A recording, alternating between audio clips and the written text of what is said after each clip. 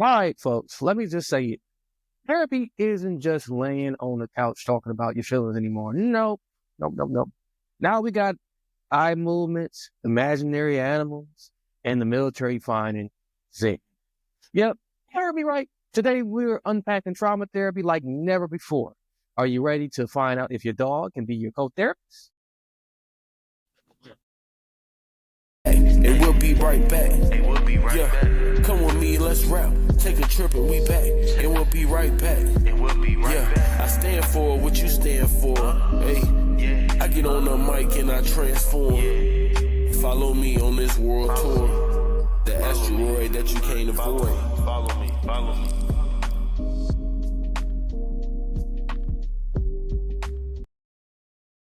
Welcome back to the Transform You Live show, where transformation is more than just a buzzword. It's a lifestyle. And we were talking about lifestyles on the other side. I got my friend here, Raquel, who's out of Maryland. And, we was talking about our commonalities with DC and, how cost of living is expensive and all that great stuff.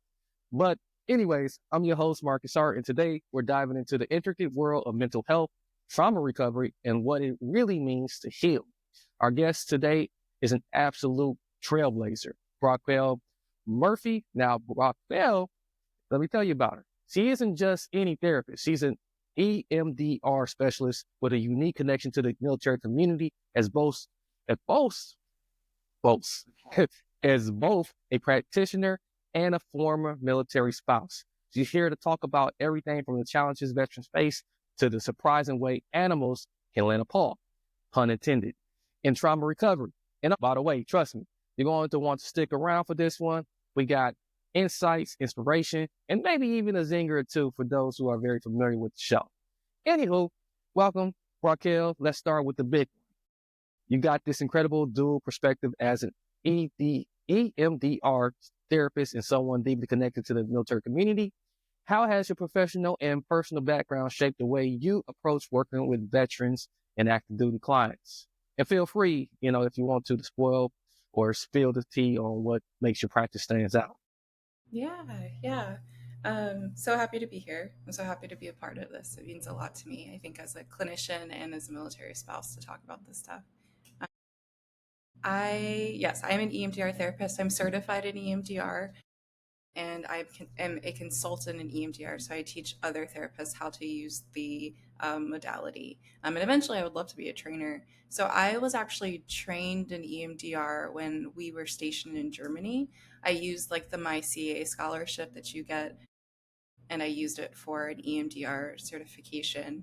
And so I got trained then and very quickly got a caseload of primarily EMDR when I started practicing as a therapist. And that's been almost 3 years. I'm not good with time, but I think almost 3 years that I've been doing that.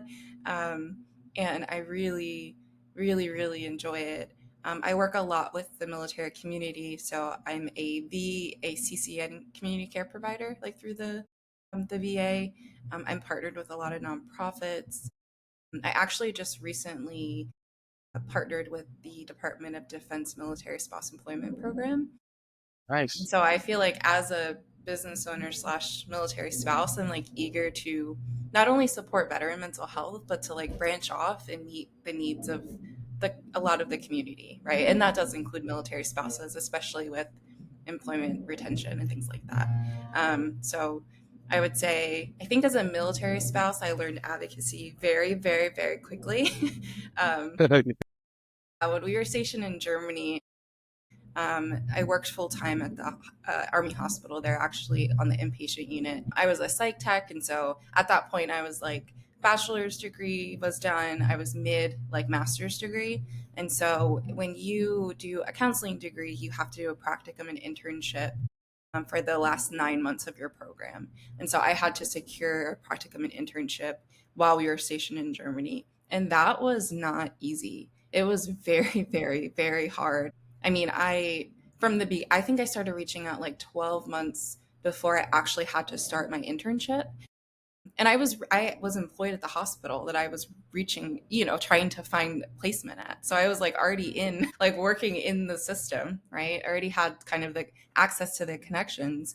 But that really wasn't enough. Like I Right. was told no so many times. And then of course COVID happened, and then I actually was told no because of like soldier readiness and other things, and you know getting a lot of automated emails. No one was answering emails or my phone calls. And eventually I was able to connect with a provider in FAP that was willing to take me on as an intern, and she was really, really great. And then I think it was like 3 days before my internship started in March, the education department like gave me the go ahead. But that was like the last thing that was very, very hard because I wasn't like actually talking to anyone. I was getting like automated Right. responses. She would show up, no one would be there, and it was all to say like there's already an affiliation agreement on file. They didn't have to do anything in terms of like Yeah. contracting with my school because it was already existed and was valid, right? They didn't have to do anything because I already had a CAC. Like I already worked at the hospital, so I had everything I needed then, to do all of that. And then there was another thing. I think it was like, okay, you don't have to do anything. You just have to say that I can do it, right? Oh, I've already found my internship placement on my own, right? Like I've already secured that. Like I did everything that all everything that you could imagine that I would need to do. I've done it, and I was finally able to connect with the department. I forget what they're called, but like the department head, right? The person that like approves the things. And we had actually worked together on the inpatient unit. So I was like, I had a connection, and I was able to say I need to start my internship like next week. And they said no at first, and then I was just like, I really can't put it off a semester because if I put it off, then it's gonna, be at the time I wouldn't end before we PCS, right? So it was like it would have thrown everything off. And so finally, yeah, he was like, yeah, go ahead, you got it. And I was like, okay, I got it, and I started and did that for 9 months, but it was tough. So I feel like I've always had this like advocacy, like especially with my education. I'm like, I will find a way like to figure it out. I've always had that, but when in the military world, it was really tough being told no so many times, and then to be working already supporting the military community. At one point my spouse deployed, and it was COVID and all kinds of stuff, was happening. And it was like, I really need to do this for myself. Like, I really, after kind of giving so much to this community, like, I really need this thing. Because, of course, I imagined coming home, my partner separated from the military, and like us being able to move on in our careers, be able to support ourselves, that kind of stuff, obviously, live comfortably, not too much to ask.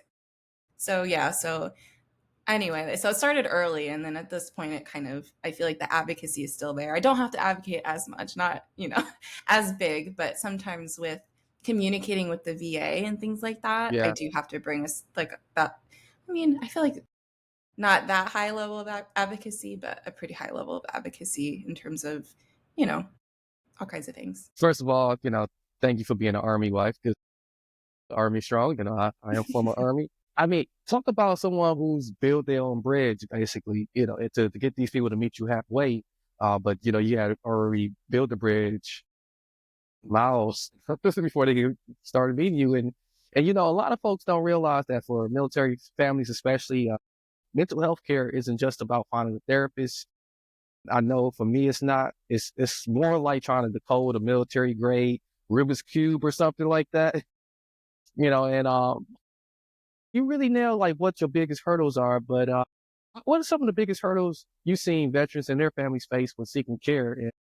And how does your practice take on these challenges head on? Yeah. So I think after being on the receiving end of a lot of just like making things very hard, like, through Yeah. the military, but then also like now that my partner's a part of the VA system, like still being on the receiving end of it that way, right? I feel like I am very intentional in my practice I was very intentional with like partnering with the nonprofits because as I practice animal assisted psychotherapy and Yeah. EMDR. I do EMDR intensives, which is not the typical hour of therapy, but it's like if someone wants to do 3 hours of therapy condensed or 4 hours of therapy condensed. And I've seen a lot of success with that format. Yeah. And so partnering with nonprofits was to help make therapy accessible to the military community, especially when there's like a break in health insurance. That's like one of the biggest times that people need support, and everything is stripped away so quickly. And so it's like to fill some of those gaps, like the nonprofits can fund therapy. They've agreed to fund the intensives, right? When I feel like it's a good fit. And so it's like they're providing some of that wraparound care that's so important, and also funding things that the VA doesn't typically fund, right? They don't typically reimburse for more than 53 minutes of a therapy session, right? And so here's some other options that are coming up that are great. And there's a lot of research behind them that says they're really good and they're really effective. And so it's for me, it's about like, okay, if the VA is not going to pay for an intensive, like what can I do so that this can be accessible? Nonprofits can I partner with the ones that agree with me to do this? Like it's amazing, right? That we can like figure out how to work together, and I can bring forward like this is what I know about EMDR, this is what I know about the research, this is what I've seen as a therapist, and they're on board. Like they're more than happy, right? Because they're like, we just want the military community to be supported. We want people to feel better, to heal. And so it's like and I think that's part of like the momentum for me with partnering with nonprofits is really fueled by the passion that they also have for supporting the military community. You're met with a lot of like, yeah, let's figure it out, let's figure out how to do this, let's support them, constantly coming up with programs and trying to fund things that make sense.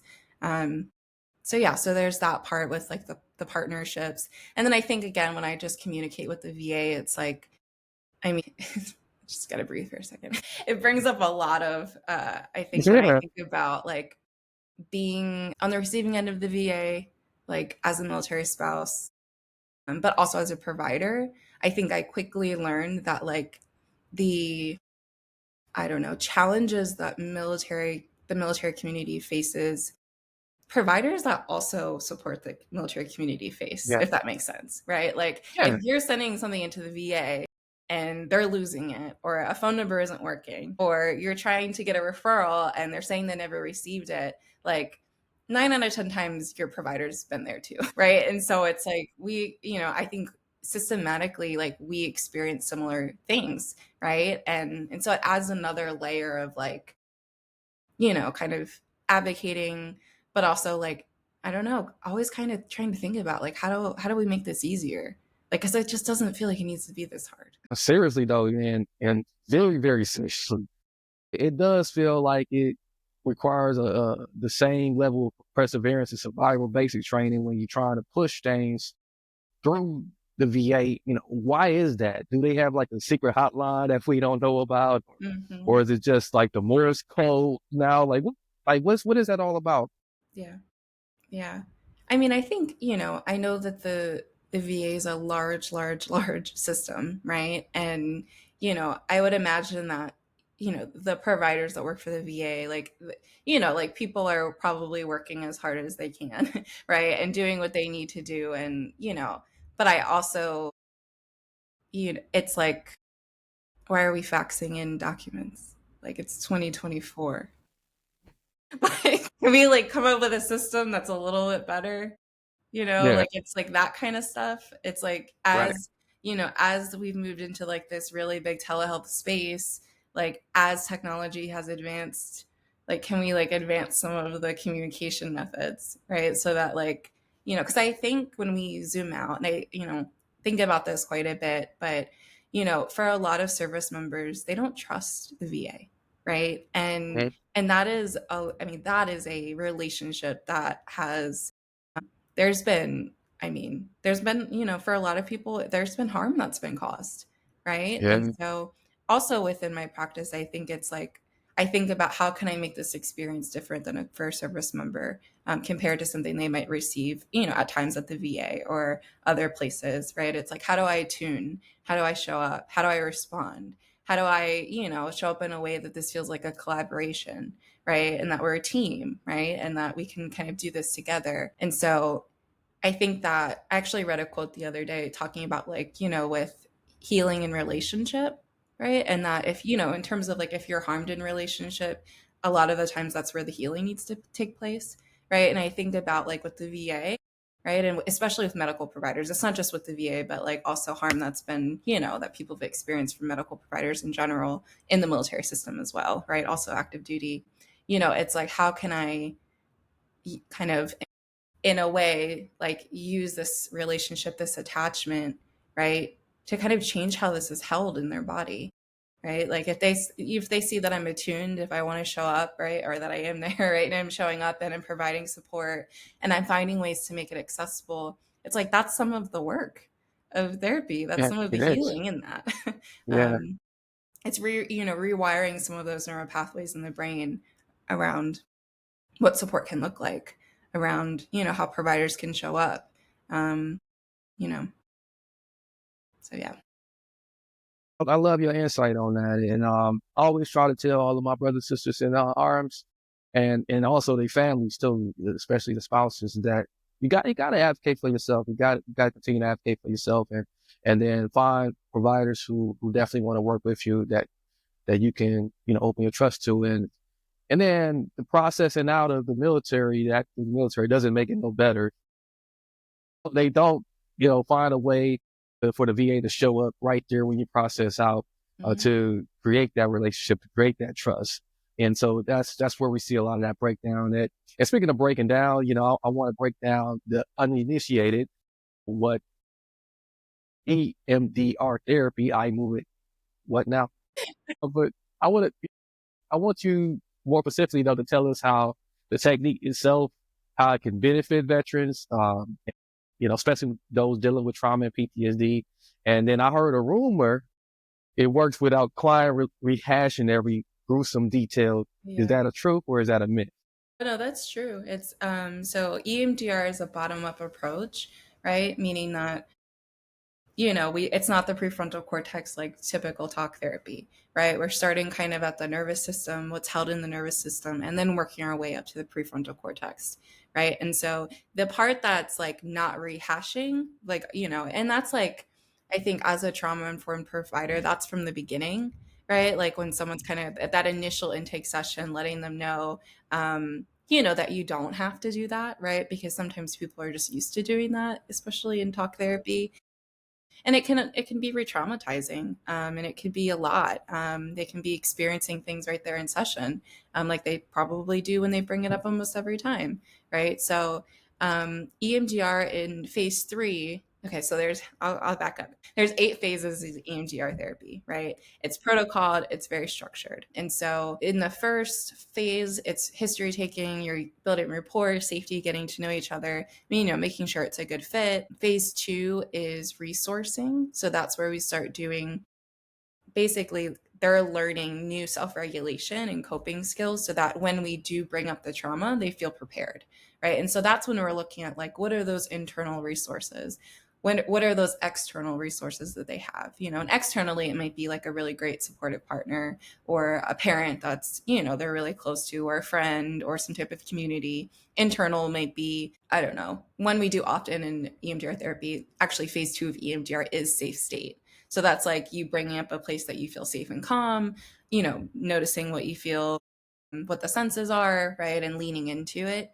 And so phase 2 is resourcing, and it's different for everyone in terms of how much time we spend there. But typically over time, resourcing is continued to be like sprinkled into the process, right? It doesn't just like stop, Mhm. right? There might be other things later on that were like, oh, that's an external resource, or here's another internal one. And then phase 1 is also like finding out what memory you're going to start with. And sometimes people they know, okay, this deployment happened and I want to process it. And sometimes people don't.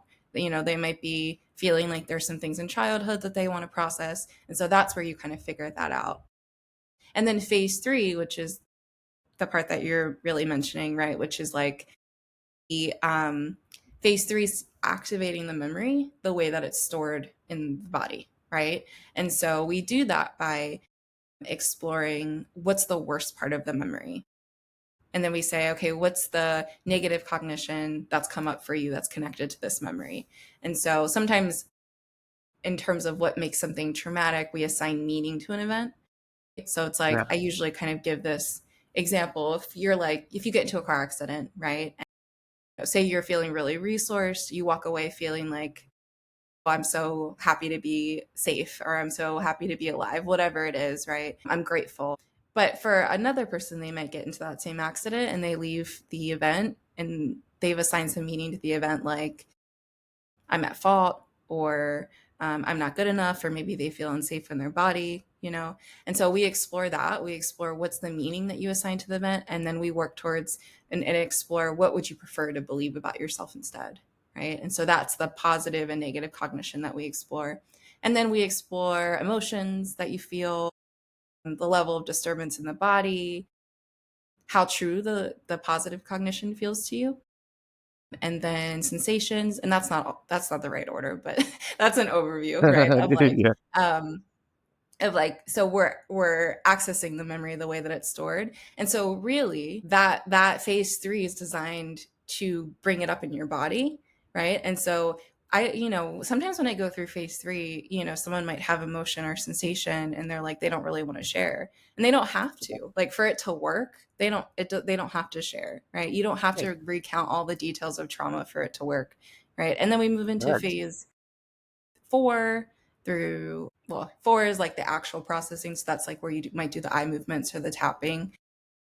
And then phase, what is it, 5 is coming back to that positive cognition and seeing how true it feels to you now. And then phase 6 is a body scan. So you scan from head to toe and then see how your body Yeah. feels. And then phase 7 is closure. And then the next session, we kind of go back to the memory and see how it feels in your body that day, right? And so that's actually the whole protocol of EMDR. And sometimes you might do it for 1 or 2 events, and and then you're done. Sometimes it's complex trauma, or trauma across the lifespan. It takes a bit more time and a bit more resourcing, but that's generally like the overall kind of what EMDR is. Man, if EMDR can rewire your brain without making you feel like you got to relive the worst day, me up. Yeah. I mean, can it also make me forget I bought that expensive air fryer I never used? So that's one thing with EMDR. We're not erasing Yeah. memories, right? We're not like losing, brainwashing or anything like that. Yeah. But it actually, what it's doing is taking the charge out of the memory, right? I think I hear often that it's like the memory is feeling further away. It's kind of getting more unclear. When you access it, it just doesn't feel the same in the body as Nice. it used to. Yeah, and so it's like these subtle shifts and differences, and everyone's different in terms of the way that shows up in their body and how it feels. But those are some really common ones, right? It's just like you just start to notice a shift, right? And you just start believing something else.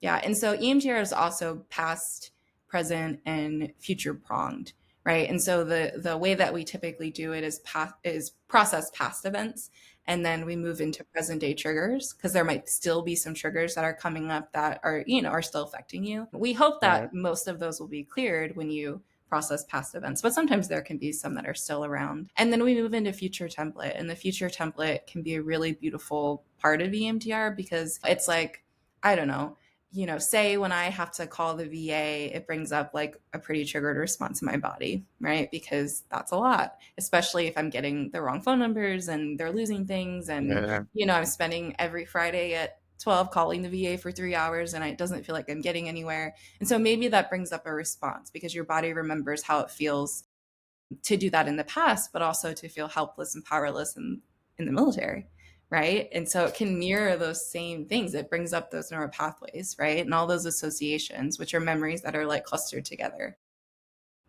And so, say we process some of those past experiences, and then, say present day, you still notice, oh, I call the VA and I get a little agitated or something, right? And so we might start to process that in the moment, right? And then the future template is like, okay, how do we want to feel next time, right? After we process some of that past stuff, it's like, okay, what's the positive cognition that you want to hold in mind? How do you want to feel in your body? And then we use imagination to imagine that, right? Because imagination can be such a really powerful tool, right, in our bodies. So I read a book on attachment focused EMDR early on, and Laura Parnell in the book, she explained that if we imagine putting our arm out, and if we put our arm out, it actually goes down the same part in our brain. And so when Right. we imagine things, it can actually change the way that things are held in our bodies and in our nervous system, right? So imagination can be a really, really helpful tool in all parts of EMDR, but it's especially incorporated in that future template. That's mind blowing. Thank you for sharing that and giving us that Yeah. insight. Here's the one that like I've been waiting for: Mhm. animal assisted therapy. You're telling me that animals, real or imagined, Yeah. are out here helping traumas. They helping veterans heal from trauma. And how does this work? And do I need to get my dog a therapist license? Well, yes, the second one always. So, I actually was trained in animal assisted psychotherapy first. That was my first like therapy modality I was ever trained in. And that is truly fueled by my love for animals because I'm in love with my dogs, right? And also always have been. And so at this point, I'm not doing in-person sessions right now. Eventually, I would love to do that and start incorporating like a physical dog in a session or animal or whatever. But I think right now, especially in the world of telehealth and post-pandemic and life has changed as we know it in terms of like work schedules and what people's lives look like, really. It's a perfect time to incorporate the animals that people have in their homes Yeah. with them, sitting next to them half the time, right? In a therapy session. And so a lot of that, I mean, that can look like, their animal, that many times during therapy sessions, someone's cat like crawls across the computer or like their dog, you can see them kind of like sit down next to them. And it's really my work in terms of incorporating animal assisted psychotherapy through telehealth is incorporating the animal, right? Like leaning into what's actually happening. And usually the animal is attuned to you. They're coming up Yeah. to you because they notice what's happening in your body. So animals can feel our nervous systems in the same way that we can feel each other's. If you have someone that's near you that's angry, like you can feel it, right? Like it's just how we're designed. And so animals can feel us and they attune to us and they show up. And so, it's like leaning into that. But then, I mentioned attachment focused EMDR. A lot of the work I do is attachment based, right? So it's all about the relationship, which I talked about before, neural pathways in the brain, like doing all of that. And so sometimes we can incorporate animals as attachment figures. And so in the resourcing phase of EMDR, attachment figures could look like a wise figure, a nurturing figure, a supportive figure that I've had in my life, right? And it could be an animal, a person, an object. It could really be anything as long as it feels positive, right? And so for me, it's like for so many people, animals have been some of the most secure attachments Yeah. and predictable attachments that they have ever had in their lives, right? And it's stable and the animal shows up and you know what they're going to do and they love you. It's unconditional. It's reciprocal, right? We put our hand down to our dog, they lick us, like, or they nudge us, or your cat like purrs, right? Like it's a very reciprocal relationship, right? And also for a lot of people, it's safe touch, right? Which sometimes can be tough, right? Depending on the trauma that they've experienced. And so it's like it can provide all of these really beneficial components of like, being in the present, right? Noticing the connection, noticing the attunement. And so a lot of clients that I work with do tap in. Tapping in is like if we have a positive memory and we want to strengthen it, you can do slow tapping or even like a sway like this and just increase the Yeah. positive sensations and emotions, right? So phase 3, we can tap in a lot of the positive emotions to strengthen them and build new positive neural pathways in the brain. And so for people, they can have attachment figures like a supportive dog, a nurturing cat, a nurturing guinea pig, like, whatever it is, right? A rabbit, that they tap in. And then when we're moving through EMDR and, say they needed some extra support in a moment. And, it's not like every single time that we're like, oh, bring the dog in, right? But, it's Yeah. like, it's very, like it's hard to explain kind of here the process, but it's like we have them if we need them, which is the most Right. important thing, right? And so yeah, incorporating them actually when you're doing EMDR, and then also encouraging like leaning into those relationships that people already have, right, in their Mm-hmm. homes with them, being more intentional about spending time with your pets, or when you are interacting with them, noticing their breath, noticing their fur, right? Like just leaning into it and being more mindful about the relationship, right? And so it's like we can invite them in physically, and invite is a very intentional word, right? Because the dog has to consent or the cat has to consent. We don't like just drag the dog in and like make them do things, right? But and imagination wise, we can bring up what are those past positive experiences that you have had, right? Because everyone has had past positive experiences in their lives, right?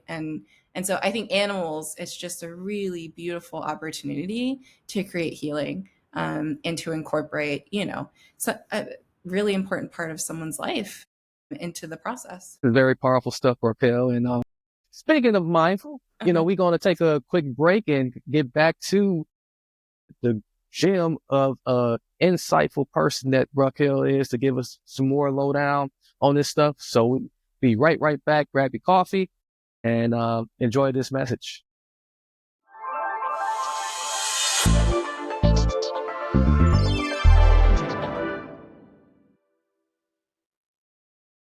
Hey, before we dive deeper, let's take a quick break to shout out today's sponsor. Hey, imagine if you could earn every time your friends, your family, and even your neighbors shopped online. Well, no need to imagine anymore because this awesome opportunity is right here, right here. Join now and start earning for years to come. Hashtag earn while you shop. Hashtag passive income. Hashtag money online, folks. Check out the link in today's show notes and let's get started. I hope to see you on the money train.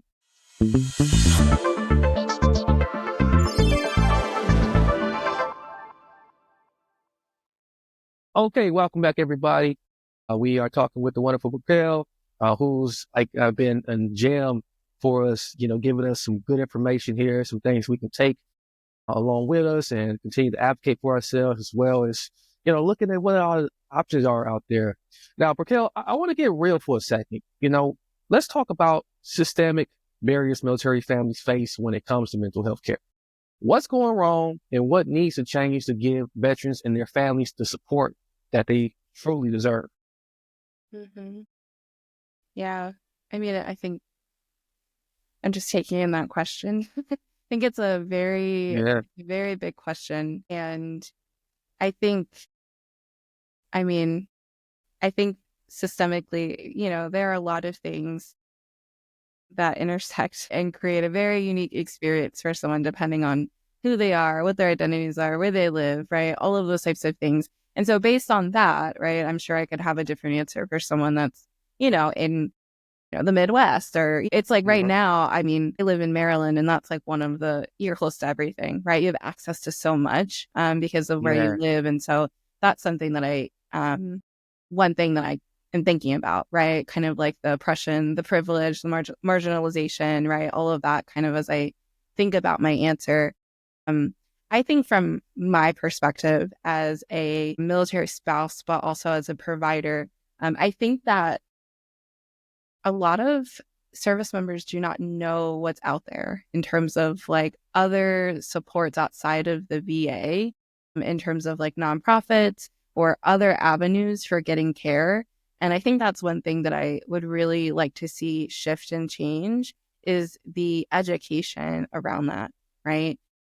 And with telehealth happening, like, especially for service members in military families, right? Like, thankfully, there's been this huge world that's opened up that, as long as you're physically located in Maryland, like I'm licensed in Maryland, I can see you, right? And so that's the case, obviously, anywhere that a provider is licensed. And so there's been hopefully more access to care with telehealth happening.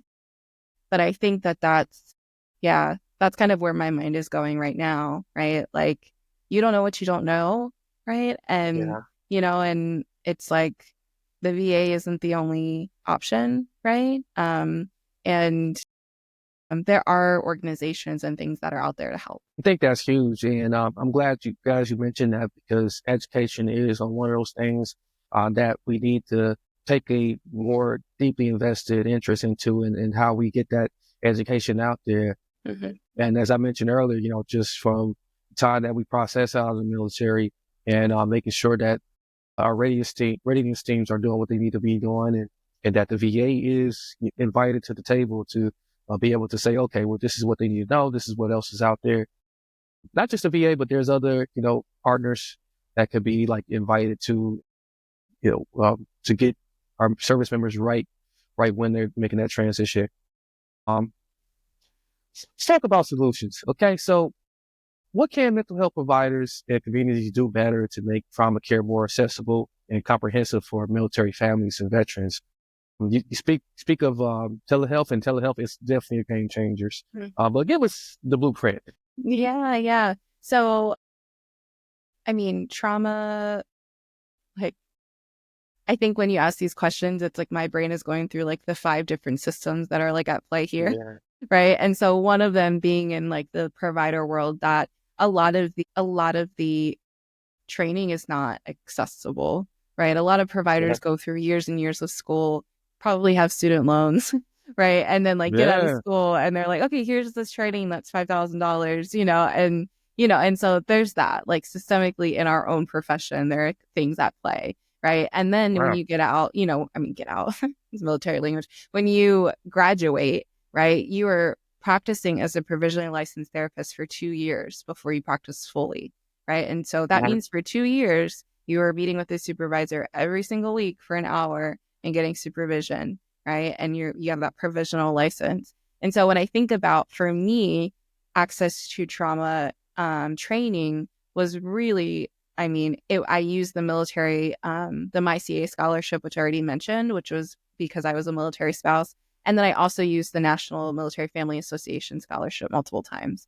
And so it's like I was using those resources because I had access to them as a military spouse, but I know that not every provider has access to things like that, right? Yeah. So at a systemic level, it's like, I don't know what needs to happen, but making kind of this stuff more accessible to therapists, that's really, really, really, really important. And then also, the therapists doing ongoing consultation and kind of ongoing trainings if they have access to them and different things, right? Like all of that is really important. A military culture kind of training, if you can.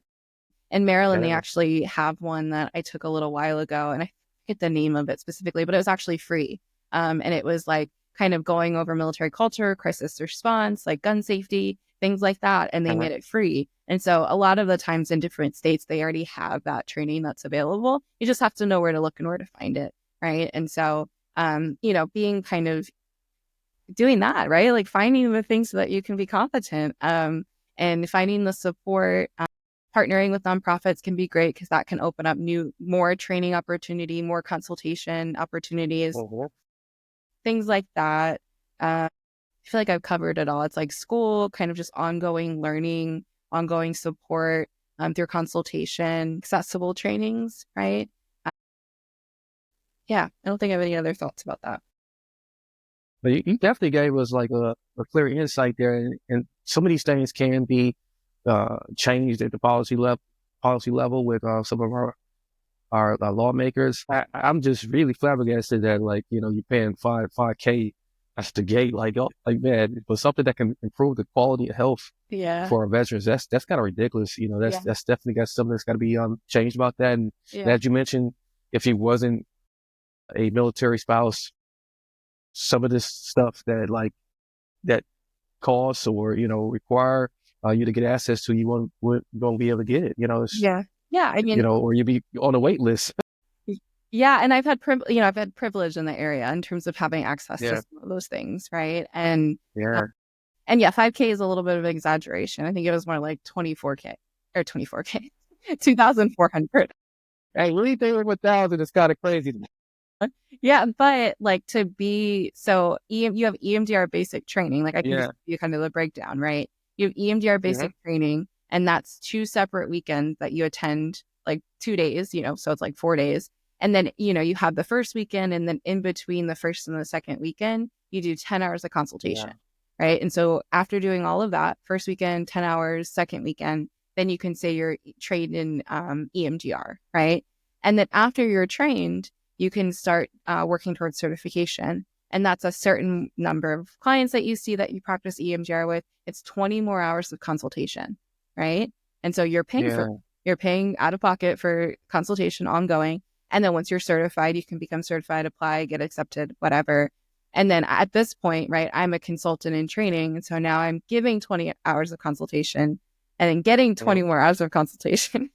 And then once you reach that, you're a full consultant, and then you can move on to be a trainer. And so, yes, like the system's important so that people are ethically doing EMDR, right? But it's also like kind of zooming out, right? It's like, it's not it's expensive, right, to be trained in things, Yeah. right, and for that ongoing education. And yes, like, we have to have a certain number of CEUs that you do every so often so that you're like up to date on things.